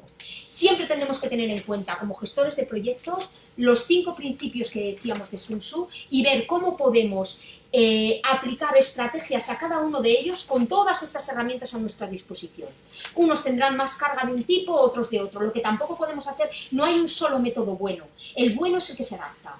Y el que se adapta depende de lo que veíamos, el terreno, la doctrina, el tiempo, el momento en el que tienes que intervenir, el mando y la disciplina. También es importante esa parte de la disciplina a la que están dispuestos a aceptar tus colaboradores y los elementos de presión o no que puedas tener con ellos. No sé si tenéis alguna duda con esto, con algo, si queréis comentar algo, algún aspecto que os haya llamado más la atención o que os haya gustado más. Dime.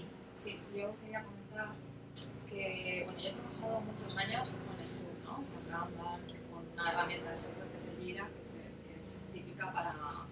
El típico Kanban es el Jira, ¿no? Entonces, creo que durante un tiempo se ha implementado esta manera de trabajo. Yo qué sé, yo he podido trabajar 10 años, ¿no? Con Scrum o Kanban. Y también hemos aprendido cosas, lo bueno y lo malo. Y lo malo. Entonces, de las cosas que has comentado, pues yo sí es verdad que creo que tiene cosas muy positivas, ¿vale? Por ejemplo, el hecho de que tú tengas ese trabajo que parece más pequeño, es decir, tú lo que haces es dividir mucho las tareas, eso es. Se hace como más tangible. Es decir, no es algo, fíjate, hacer 500 libros no, tus tareas son muy concretas y entonces vas avanzando. Y es más fácil avanzar y planificar cómo llegar en el momento adecuado. Efectivamente, eso es cierto y es verdad que en ese sentido es muy positivo, ¿no? Y yo he trabajado con sprint de 3 semanas. Pues es verdad que después de 3 semanas tú ves, has visto que has avanzado el resultado, la motivación, porque son cosas muy concretas y muy tangibles, ¿no? Y por ejemplo eso me parece muy positivo. Es muy positivo esto que dices de que, bueno, pues esta manera de trabajar celular, porque es verdad que tú te responsabilizas y es tu curro y sabes lo que tienes que hacer. Kanban es una herramienta súper poderosa porque efectivamente ves las cosas que están en curso y las vas quitando. Es muy colaborativa también Kanban, sí, porque todo el mundo está viendo el estado y todo el mundo es responsable de ello. Voy a coger yo esta tarea, te la voy a quitar a ti porque como yo he acabado, pues lo hago yo, ¿no? Normalmente además son tareas que son para que se hagan en un día.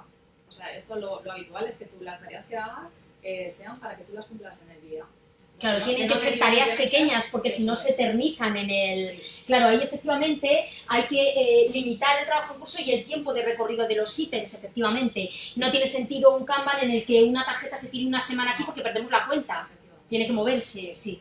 Ahora, ¿qué también hemos aprendido de la parte negativa? La parte negativa. Para mí la parte negativa, es que esto que parece ágil, ¿no? Que es como un eufemismo, es ágil, qué guay, es ágil, qué rápido vamos, hay mucha fuga también de tiempo. Por ejemplo, es súper importante revisar un proyecto, pero revisar todos los días, todos los miembros de un proyecto, hacer una revisión diaria es también una fuga de ¿Cuánto tiempo. duraban tus reuniones diarias? Pues en teoría tendrían que ser de 10 minutos. Eso es. Y nunca eran de 10 Nunca eran. La realidad es que nunca son 10 minutos. Y la realidad es que yo creo que deberían ser diarias, o la conclusión al final de los másteres es que no deben ser diarias cuando hay una crisis, cuando ha habido un imprevisto y se nos van un poquito los tiempos. Pero yo diariamente saber lo que hace mi compañero, o sea, es que claro, si realmente lo podemos contener en los 10 minutos, es ¿qué tal? ¿Bien? ¿Esto bien? ¿Esto bien? ¿Esto bien? Venga, chicos, vamos. Y aún así sigue siendo una fuga un poco... O sea, realmente tú dices, bueno, ya no tenemos una jerarquía como antes, ¿no? Ya no es la jaula de hierro en la que tenemos el jefe, no sé qué, pero es verdad que eso te infantiliza. Es decir, muchas de estas personas celulares, que uno está en su casa haciendo teleworking, otro está en la oficina, porque yo me tengo que reunir 5 minutos a decir, sí, ya he hecho mis tareas, el siguiente, sí, ya he hecho mis... No tiene sentido si no hay una crisis. O sea, el aprendizaje es... nos reunimos diario. Lo que pasa es que realmente es el elemento de control intergrupal, ¿no? Sí, lo es y no lo es, porque yo diría que el 80% de las reuniones diarias no te aportan nada. Es decir, te aportan eso, cuando hay una crisis, el chequeo, sí. Si no tiene sentido todos los días quedar a una hora. Creo que ahí se va muchísimo tiempo y descorazona un poco a los integrantes. Pues eso es al final las conclusiones que ellos te dan, ¿no? Y creo que también la documentación. La documentación depende, claro, depende del negocio, ¿no? Probablemente para hacer un libro igual la documentación no es importante, pero por ejemplo en mi trabajo, que era generar software, en el que hay mucha rotación de personal, si tú no documentas lo que tú haces, el siguiente, a la hora de poder acometer una tarea, si no Lo que pasa es que ahí documentado, nos están fallando el terreno y la doctrina, efectivamente. claro, entonces No si están tú no del todo documentas, alineadas claro. con el proyecto. Porque, por ejemplo, en la mayoría de las empresas, cuando tú entras, los primeros 10 minutos del día, ¿qué hace la gente? Ir a la máquina de café. Se coge el café, ese es el tiempo de la reunión de Scrum. Sí.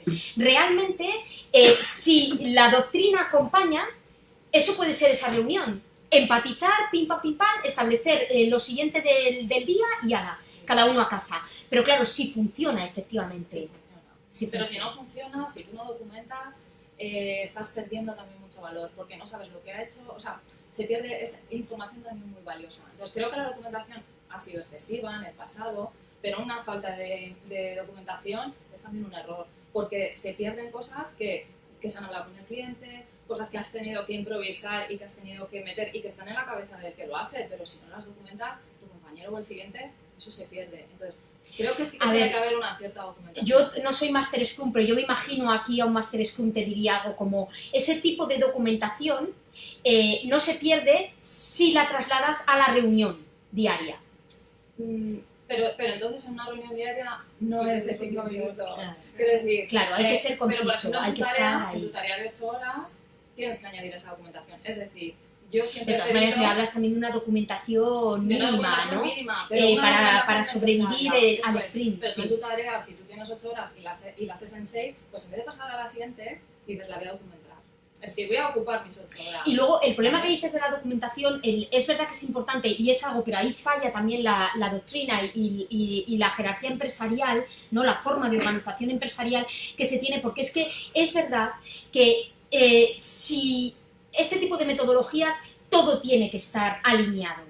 Si no falla, si por ejemplo hay rotación de gente que entra, gente que sale, no se sabe quién ha hecho qué, efectivamente eso no está alineado con ese tipo de metodologías. Hay que revisar y hay que mantener un control de quién hace qué para saber dónde se ha podido producir el error y cómo arreglarlo. Tal vez lo que describen es un entorno muy ideal, ¿no? Sí. Un Creo entorno que- muy Creo ideal. que es una metodología que- que describe Efectivamente, Un que entorno- la realmente, realidad es si distinta. miramos los principios de Sun Tzu, Sí. no se cumple, nunca se alinean los astros de esa manera. Pero creo que tiene cosas, o sea, creo que en la forma de trabajo se saca mucho más trabajo efectivo que de otras. Por ejemplo, uno de los esquemas que también has puesto, que era lo de tenemos por un lado la jerarquía vertical, pero por otro Las lado, matriciales. al final ahí no se saca nada. Es decir, hay muchísimos Lo que se saca pero es no se saca el nada. sufrimiento de los recursos que están asignados a un proyecto y a otro, porque no dan abasto para tratar de abarcar a las... Pero creo que también Scrum, o sea, Kanban, por ejemplo, me parece una idea grandiosa y creo que Scrum, la idea del sprint es muy positiva, pero creo que también es muy como ahora, ¿no? Es muy infantiliza al trabajador en el sentido de que por un lado le da la responsabilidad, pero por otro lado es muy difícil, o el aprendizaje que tiene que hacer el máster es a olvidarse de ese paso. O sea, ese máster horizontal no es tal, es decir, al final el máster es tu jefe, al final es el que... Ya. No, es esa... Claro, lo que pasa que eso no es Scrum. Ya, Claro. Pero El es problema, casi imposible. te entiendo perfectamente, porque además yo cuando he leído Scrum he llegado a la conclusión de, ¿pero esto realmente lo ha hecho alguien? O sea, ¿lo ha conseguido alguien al 100%? Como dicen, eso me hace gracia que digan, si algo falla, es que no estás haciendo Scrum. Tienes que preguntar, ¿y por qué? ¿Y por qué? ¿Y por qué? Y descubrirás que alguno de los integrantes no está desarrollando su rol, que algunas de las reuniones no está sirviendo para tal, pero siempre se protege a sí mismo. En realidad lo que está fallando es la aplicación de Scrum. Claro, eso es como decir, sí, si todo se da, efectivamente se cumple. El problema es cuándo se da todo, ¿no? Realmente es factible esa situación, pero bueno, al margen de que realmente consigamos algún día trabajar en un proyecto que sea 100% Scrum, que no lo sé si lo conseguiremos, pero sí que es verdad que podemos mezclar.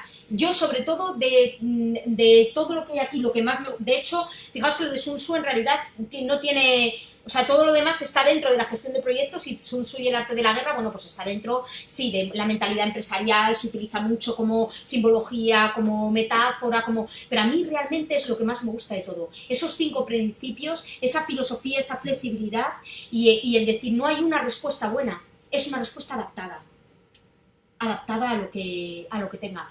Y bueno, es verdad que Kanban es más fácil que funcione porque es más sencillo. Sí. Y en realidad es una forma de compartir la información, ¿no? No tanto y otra como cosa también que, por ejemplo, que es creativa y que creo que es positiva, es a veces incluir al cliente en esa reunión de final de sprint.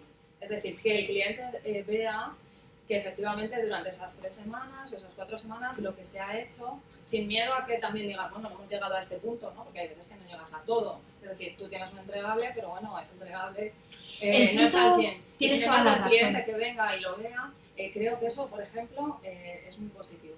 Primero, porque también tienes al cliente ahí interaccionando y 2, porque ve lo que estás haciendo. Entonces, es una cuestión de venta creo que muy, muy importante. ¿Os daría miedo enseñar que el cliente participara en un proyecto en el que estáis? ¿A cuántos les daría un poco de miedo meter al cliente? Tiene también su riesgo, ¿eh? Porque el cliente puede ser un cliente no Scrum, ¿vale? También tiene que estar alineado. O sea, quiero decir que un cliente que constantemente está cambiando de criterio, que cada vez se le ocurre una modificación nueva, que requiere un esfuerzo de explicación, bien, y al final puede hacer ingobernable. Así que incluso el cliente tiene que estar en la mentalidad Scrum también para que funcione con el sistema. Si no es imposible. Pero claro, hay mucho riesgo en impedir que el cliente participe en el proyecto. Hay mucho. Porque si el cliente no participa, ¿cómo lo va a sentir suyo? Si no ha aportado él su gotita, si no ha dicho lo que genera valor, si no ha podido decir prefiero esto, prefiero lo otro, ¿qué garantías tenemos realmente de que el final, después de meses de proyecto, el final diga, oh, sí, es justo lo que yo quería?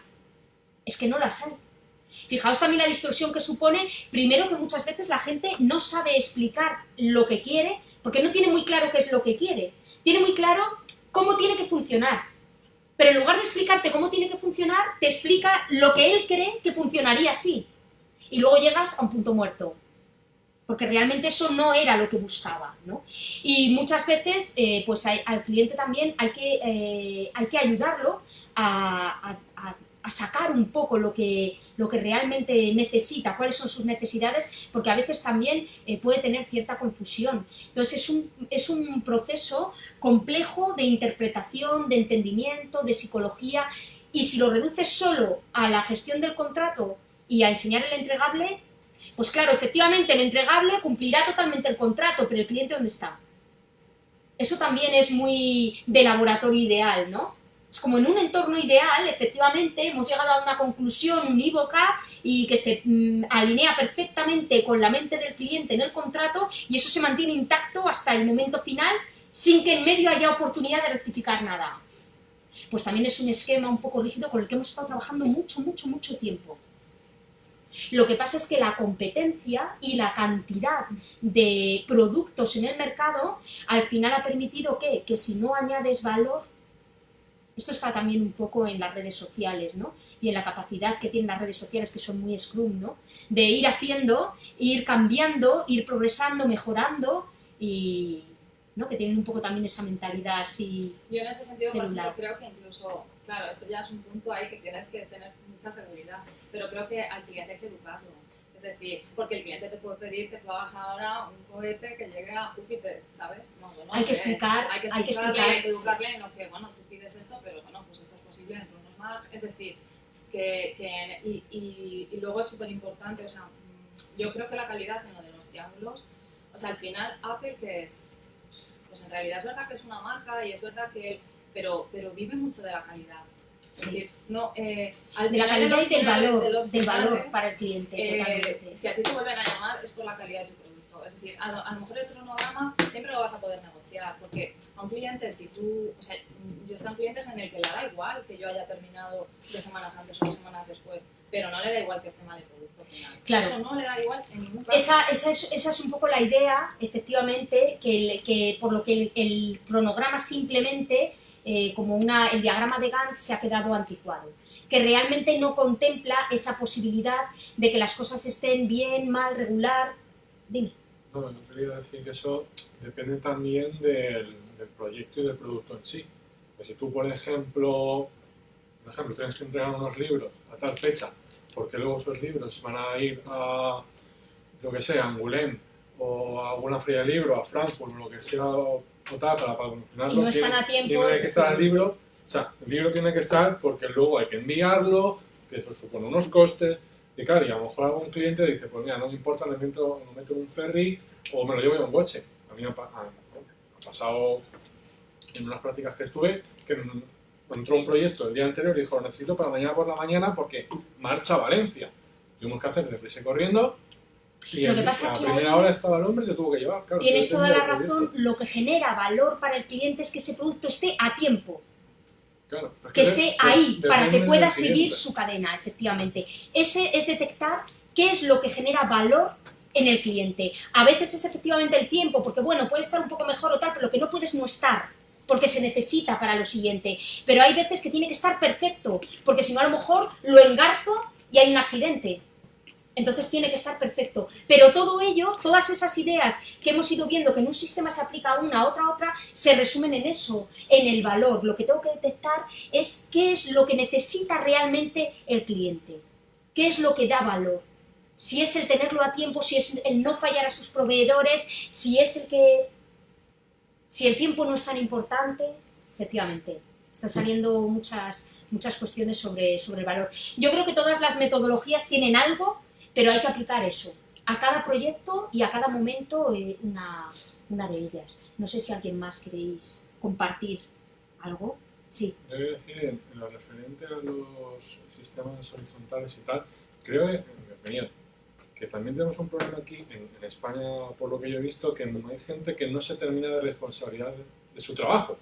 En plan, sí, por cierta manera el sistema es muy bonito, es Sí. muy tal, pero luego a la hora de dar el callo empiezan a poner peros, que de esto no me ha llegado, esto no sé qué, esto no sé cuánto, simplemente porque él no ha dado el callo. Y el sistema es muy bonito, pero aplicarlo a un sistema, a una estructura que ha trabajado aquí en España, ha imperado, del jefe te está supervisando, y en muchos trabajos donde tú lo ves que si el jefe no está encima tuya, la gente pues se tira Claro, es que en el un café, modelo- en el no sé qué, en el no sé cuánto. El modelo tiende a perpetuarse y efectivamente cuando todo el mundo está pendiente de la penalización, pues hay todo un proceso educativo, ¿no?, de educación para dejar de depender de ese sistema de penalización. Claro, ahí ¿qué es lo que veríamos? Evidentemente no puedes trabajar con un modelo de ese tipo si tus colaboradores son así. No puedes. De hecho, por ejemplo, la mayoría de los trabajos externos, de los freelance, no son así. Si son así, no tienen trabajo, efectivamente. Pero puede que en las viejas estructuras se siga esperando un poco pues lo de antes. Entonces tiene la desventaja, pues ¿qué ocurre? Si estás en una estructura muy jerárquica, tienes que tener una capacidad de aguante tremenda y a cambio, ¿por dónde está la fuga? Bueno, y hasta que no me digan, ahí está la fuga. En el otro probablemente tienes mucha menos capacidad de aguante, en cuanto te tratan de reducir, te rebelas, pero tienes mucha más responsabilidad sobre ti mismo. Sí, pero es que tiene que coincidir la doctrina, tiene que coincidir la organización y, por supuesto, los colaboradores. Si no, hay que adaptarse efectivamente a todos esos problemas. Eso es parte de la detección que hay que hacer del proyecto y de lo que tengo, porque un director de proyecto efectivamente puede elegir a su equipo, pero puede que se lo impongan y puede que le toquen este tipo de elementos, que además distorsionen todo el equipo, porque a lo mejor el resto del equipo trabaja bien y es un elemento el que produce esa distorsión, porque está continuamente rebotando trabajo, y esos ambientes, una manzana podrida, pudre el cesto. A lo mejor habría que ponemos siempre ejemplo las manzanas, pero a lo mejor habría que poner el de las fresas. Pues no sé si habéis fijado que se pudre toda la caja mucho más rápido, ¿no? Pues a lo mejor tendríamos que poner el ejemplo de las fresas, pero es completamente cierto. ahí entraría un poco la gestión de conflictos dentro del, que también es una rama del liderazgo y de la gestión de grupos. La gestión de conflictos y qué hacer con este tipo de elementos que no puedes reducir, ni los puedes responsabilizar, ni están un poco, pero sí son problemas del día a día. Pues nada, un placer haber estado con vosotros, que me hayáis escuchado todo este tiempo, espero que os lo hayáis pasado bien, espero que en casa me hayáis oído bien y que también lo hayáis pasado bien, y nada, os despedimos a todos, primero a los de casa y luego ya a los de aquí.